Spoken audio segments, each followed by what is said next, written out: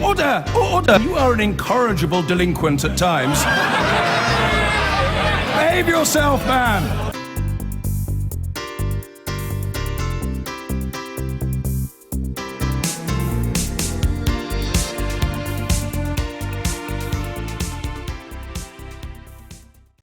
We have to break in here because it's fast approaching 12:30, which is usually the time the Queen likes to take her gin and Dubonnet while watching the daily politics. We know this from the public prints and from Buckingham Palace sources. And perhaps today she might make it a double because, in case you hadn't noticed, it's her 90th birthday. Happy birthday, ma'am, from your most loyal of programmes.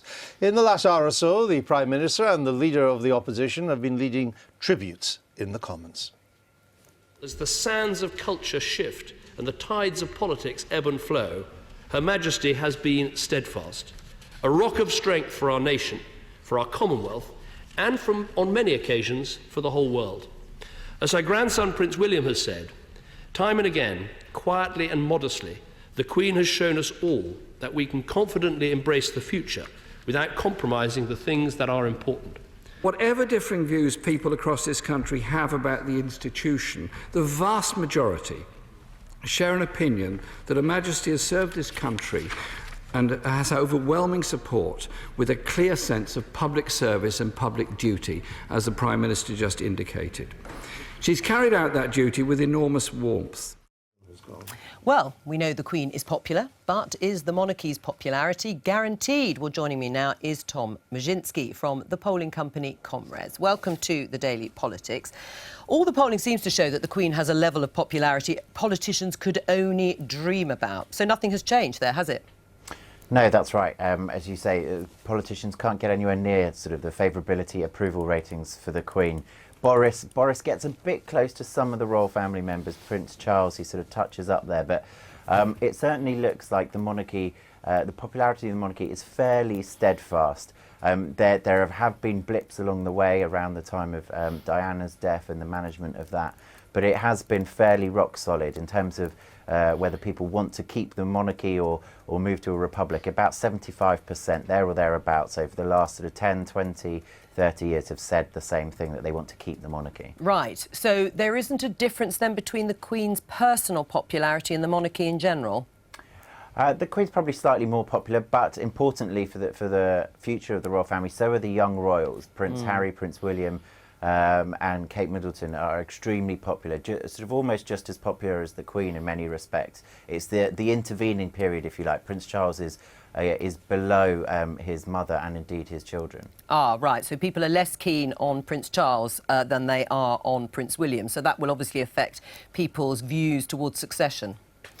That's right, but actually still most people think it's absolutely right that Prince Charles should take over from the Queen and become king. And of course much then depends on how he performs in the role and what sort of duties he takes on, the public profile that he takes on when he is king. Tom Maszynski, thank you.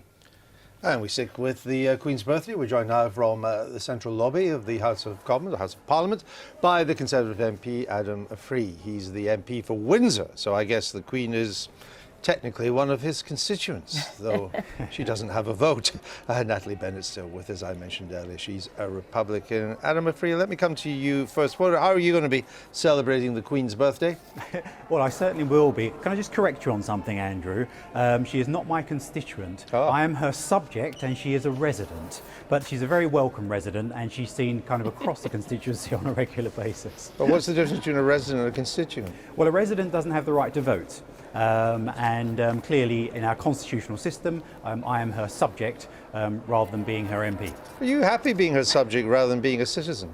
Well, the funny thing is I always find it quite churlish, even a little bit bitter, of those with the kind of academic view that we should move from having a system with a monarch, because actually in practice and in reality, the Queen is a figurehead, she's a head of state, she goes around generating world peace, she keeps out, I think she plays a great role in social cohesion. So in function, she is doing pretty much exactly what they would want her to do. So it seems rather academic and churlish and a little bit bitter to say that she should be removed as the monarch. Oh, no, that wasn't my question. I was simply wondering whether in the 21st century we should be regarding ourselves as subjects rather than citizens? Well, it's a technicality, isn't it? It's a technicality It means quite a lot. in the wording, but in fact, obviously, we're a democratic nation. It is the elected people, like myself, who form governments and make the decisions. But I think the overwhelming thing I've noticed about the Queen in my kind of many meetings with her is she is always positive, optimistic, pulling people together, holding people together.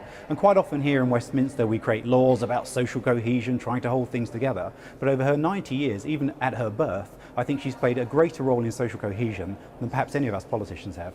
Okay, what do you say to that, Natalie Bennett? Well, what I'd say is that today I'm not celebrating the Queen's birthday. I'm focusing on the election campaigns that are coming up, where we will see our democracy in action. Why are you not celebrating the Queen's birthday? Well, I would congratulate the Queen very much as an individual for her, many decades of service. She's done, a huge amount of work, a huge job. But, what we're focusing on now at the moment in politics is the elections that are coming up. And, Couldn't slip in a quick toast? It would only take a few minutes.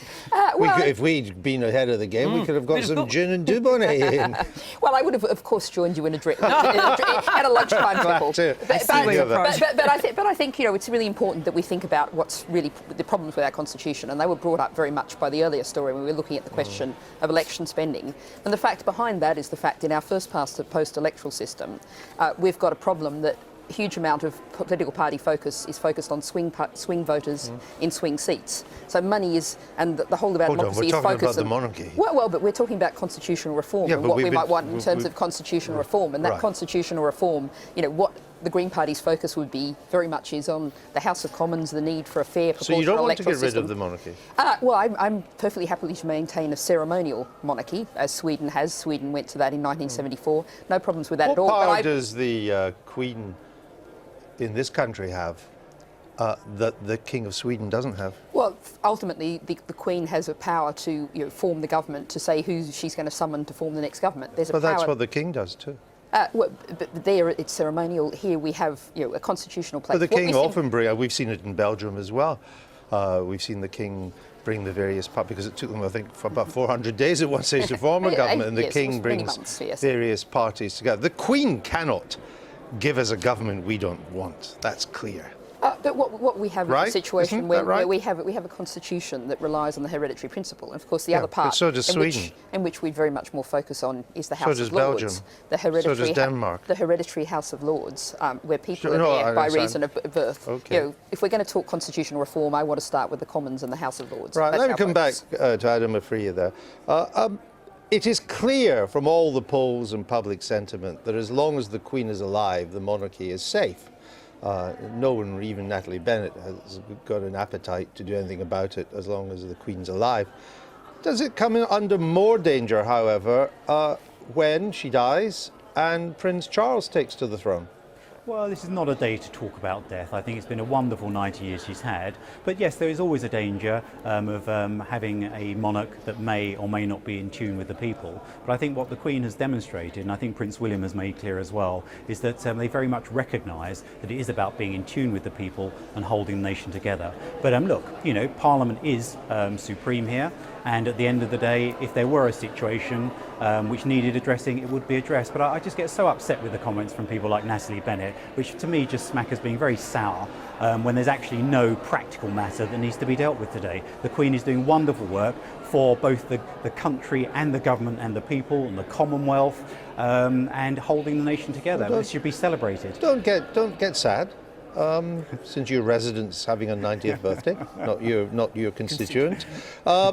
What do you say to Cambridge historian David Starkey, who wrote that the Queen had, quote, done and said nothing that anybody will remember, unlike Queen Victoria, and that she sees her role as just a job? She won't give her name to an era in the way Victoria did. What's your response to that? My response is, thank you very much, Mr. Starkey, because actually that is a compliment. That is the point of it, and that is why we've had a harmonious nation in terms of the monarchy and the government for the last at least 90 years. Okay. If you had a referendum now on, because it's the only way you could get rid of it, you'd have to have a referendum, as they've had in Australia. You would lose at the moment, wouldn't you? We're not calling for that. What we're calling No, for I know is a that, but if you had one. Yes, but we're You'd not lose. calling for that. We're calling for a referendum on proportional representation in the Commons, and the polls very We've much had show that, that. haven't we not? No, I think Well, we had Andrew, one to you're change. well aware. We that had this- one to change the voting system. You're well aware that alternative vote is not a proportional. No, I understand, system. but we had one to change the voting system, and you lost. That was, for Okay. a non-proportional electoral system. people Since voted this is against the that. Queen's birthday, we are not going to discuss proportional representation. Have you passed a law? I just made one Has up. she agreed to it? No. Well, I think, and Andrew, you and I will be together again later in the evening, so we'll have to see about that one. Exactly. Natalie Bennett twice in one day. It doesn't get better than that. Adam McFray, only once for you. Thanks for joining us. Thank you very much indeed.